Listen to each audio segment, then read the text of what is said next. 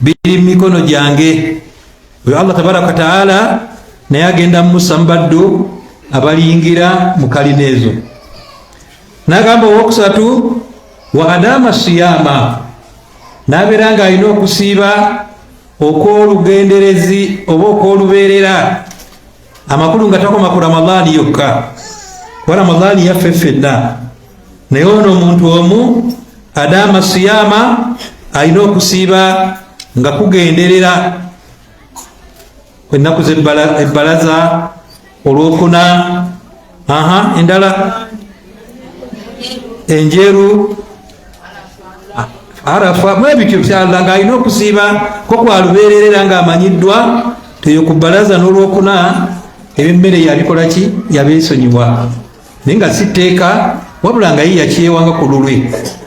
N'agamba asembayo wasalla billayli wannaasu niyaamun, n'abeera nga tabulizaako, n'asalako obudde obw'ekiro nga n'abantu bakoze eki, nga beebase. Mbategedde abantu abo?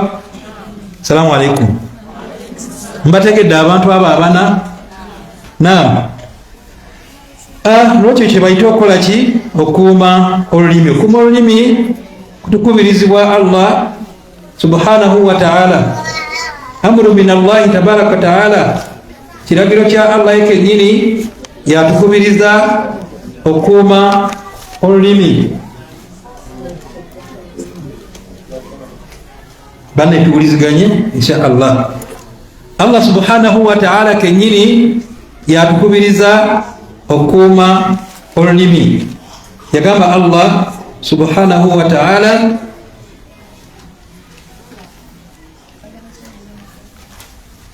yagamba nti wala taqufu ma laysa laka bihi ilmu, toyimirizangawo kyonna kyotayinaako kumanya. Togezangako noyogera ekigambo kyonna oba ekikolwa kyonna kyotayinaako ilmu. N'agamba nti inna sam'a, abayizi, inna sam'a walbasara walfuada, mazima amaaso gano golabisa tuli fenna, n'omutima gwofumitiriza nagwo tuli fenna, n'amatu agawulira ebigambo ebyo. Yagamba nti kullu ulaika kana anhu mas'ula, ebyo byonna byonna bigenda kubuuzibwako. Togezangako n'oteekawo ekintu kyonna kyotayinaako kumanya. Qila waqala, kigambibwa, abantu boogera gwe tobiwulira, ne gwe byogera tobinaako kumanya, bwotaddewo buteesi. Yagamba togezangako n'oteekawo ekintu kyonna kyotayinaako ilmu, n'akulaga nti ebyo ebyogeddwako ebisatu bigenda kubuuzibwako. Katadata rahimahullahu ta'ala bwe yavunula aya yagamba ti la taqul, tugambanga nti ra'aitu, nakoze eki, nalabye, walamtara, naye nga tokoze eki, tewalabye. Muntu naleka sitore n'aginyumya ng'eyabaddewo, naye nga wallahi byanyumya teyabikoze eki, teyabirabyeko. Ra'aitu walamtara, tuli fenna ekyo nakitugaana okubeera ng'omuntu weeteeka mu mbeera egamba nti nalabye naye nga tewalabye. Gamba banyumiriza, naye nti nalabye n'amaaso gange gano naye nga kyoyogera olimba bulimbi. N'agamba ekyokubiri wasami'tu walam tasma, n'ogamba nawulidde bino byenjogera, nabiwulidde n'amaki, n'amatu gange, naye nga byoyogerako walam tasma, tewakoze eki, tewabiwulidde nga byogerwa. Nye n'ogamba nti nabaddewo bulungi nga ndaba, n'okuwulira nga mpulira, nga kundi ayogera ebigambo bino. Munnange oba weetadde mu buzibu obutagambika. N'agamba nti wa alimtu, tugambanga nti mmanyi oba ntegedde, walam ta'lam, naye nga tukoze eki, tutegedde. Tubusomesa abantu kati we mbasomesa, ne nkubuuza otegedde, n'ogamba tukoze eki, tutegedde. netugenda mu maaso naye nga butuufu tukoze eki totegedde oyagala kwejjako bwejja omusomesa agende mu maaso n'agamba nti ebintu ebyo byonna ebisatu kullu ulaika kana anhu mas'ula byonna ebyogeddwako Allah subhanahu wa ta'ala agenda kubeera nga abikubuuzaako. Oba ntegerekese bulungi?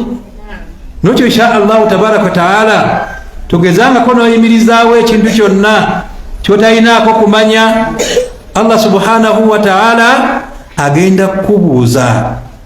Onyonyole ku maaso go, onyonyole ku matu go, onyonyole ku mutima gwo, byonna biwayogera era ogenda kubibuuzibwako. N'olwekyo baganda tugendereze nnyo ebintu bitwogera. Naam, Allah n'agamba tabaraka wa ta'ala suratu eyitibwa Qaf, n'atugamba nti ma yalfidhu min qawlin illa ladayhi raqibun atidun. Tewaliwo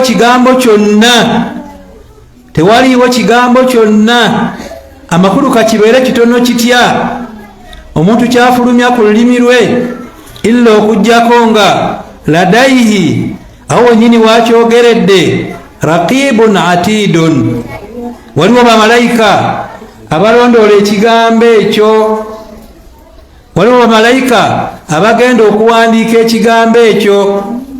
Anil yamini wa anil shimal qa'ide, ku mukono ogwa ddyo n'omukono ogwa kkono waliwo malayika etuddeyo, naye ng'omulimu gwayo kuwandiika buli kyonna ky'oyogera, kuwandiika buli kyonna ky'okola.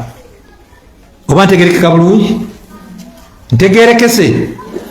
N'olwekyo tofulumyanga ekigambo kyonna kasa kibanga kigambo kivaamu amakulu, gwenomala okifulumya manya nti munnange waliwo alinza okubeera nga akiwandiika. So n'olwekyo mwannyinaze muganda nga mpuliza yonna gy'oli, wegendereza ebigambo by'ofulumya munnange biwandiikibwa. Enkomerero ng'etuuse Allah subhanahu wa ta'ala agenda kuwa ekitabo kyo, akugambe nti ikra kitabaka, weesomere kiki?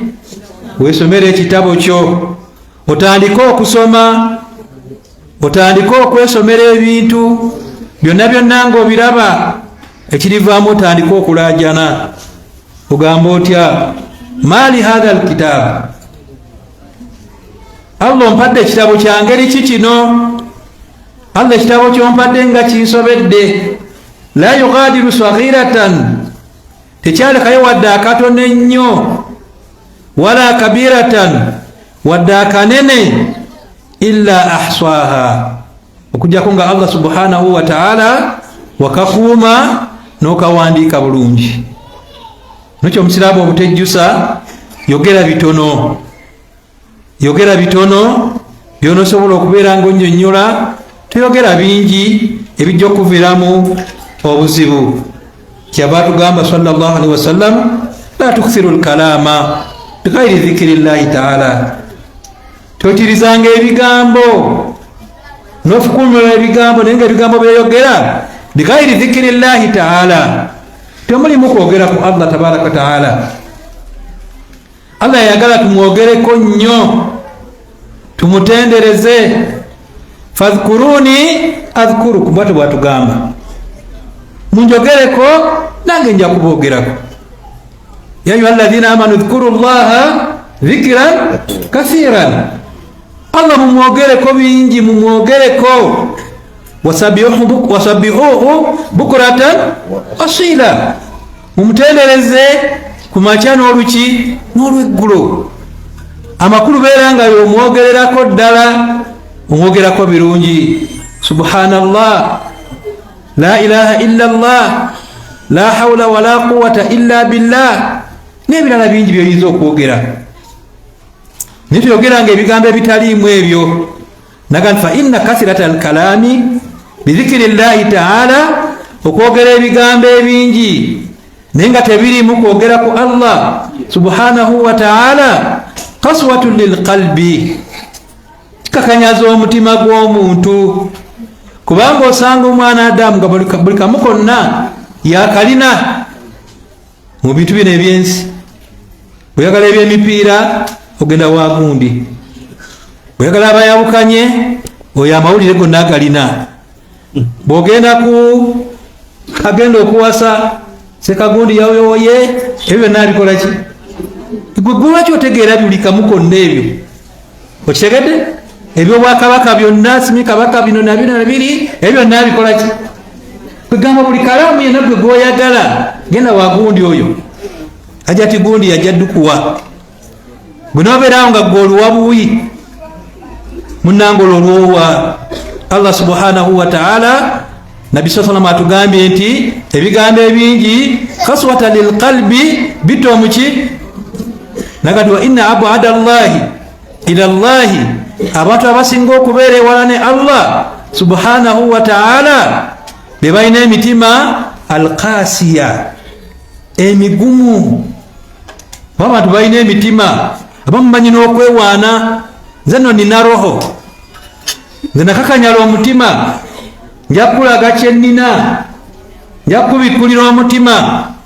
Musiraamu wewaana bwewanyi n'omutima ogwo, so nga omusiraamu alina okuba n'omutima oguyitibwa alayin, omutima omukkakkamu. N'olwekyo ki ekikakanyaza omutima? Ebigambo ebiki wangi? Kalaamu oyo gwe bulina, kalaamu oyo owalidde. Nolaba omuntu yaze mu darusu wana alhamdulillah barakallahu fikum, naye nga kalaamu yekka gwaleetako obuleesi, weewuunya. Ye yalinganga yazze okunyumya obunyumya, basomesa yanyumya, ayogera bino ayogera biri, banne basoma abajja kumulamwa. Kati embeera ezifaanana bwe zityo tezigenda kugasa ewa Allah subhanahu wa ta'ala. Allah agenda kubeera nti akubuuza ebigambo bye wayogera obeerenga obinnyonnyola. N'ekyo insha Allahu tabaraka ta'ala abange tukuume ennimi zaffe, tulekeraawo okubeera nga tufuula abantu topiki zaffe, n'okwata sekagundi n'omutwala oyo n'omuggusa. Bwamala okutuuka watuuse ne budda ku gundi. Luhumul ulama masmuma, ennyama y'abamanyi butwa. Naye gwe n'obeera kuseeka, noba kuseeka n'okwata imaamu, n'okwata gundi, n'odda kwono, n'oyogera kwoli, naawe olina ebintu ebibyo. Nze neewuunya omuntu mu buli mbeera yonna ayogerwako.